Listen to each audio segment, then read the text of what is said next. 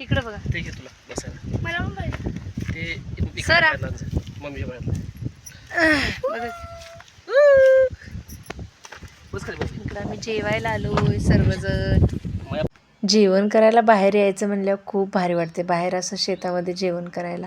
येताना मी घरात डाळ बटाट्याची आमटी, भात, तांदळाची भाकरी, मुळ्या शेंगांची भाजी घेऊन आले होते आणि वाटत येताना साहेबांनी आमच्या कांदा भजी मिरची भजी घेऊन आले होते. किती छान वातावरण आहे बघा की. इथं पाण्याचा जार वरती ठेवला होता कारण त्याच्यामध्ये लाडू आमचा माती घालायला लागला होता म्हणून. इकडे छान आंब्याच्या झाडासनी मोहर आला होता आणि आम्ही आंब्याच्या झाडाखाली जेवायला बसलो होतो. खूप झाडं आहेत आंब्याची इथं. भारी वाटलं का जेवायला बाहेर वातावरणात.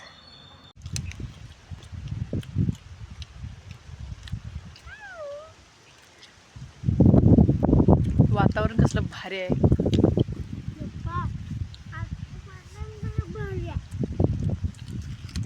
या जेवायला सगळी. आलो.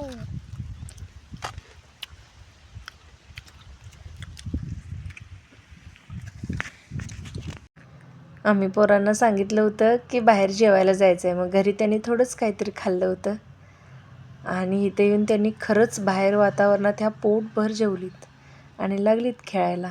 माती असली की त्यांना बाकी काही नको. किती भारी वातावरण आहे बघा की. ती दोघं खेळायला लागली होती तोपर्यंत आमचं जेवण झालं आणि आम्ही तिथं आमच्या छान गप्पा रंगल्या होत्या दोघांच्या.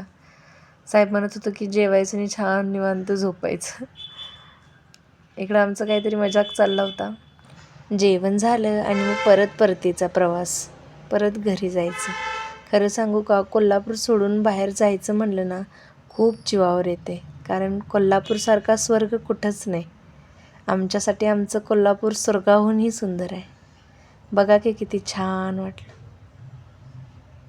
चला, व्हिडिओ आवडला असेल तर लाईक करा, शेअर करा. बाय.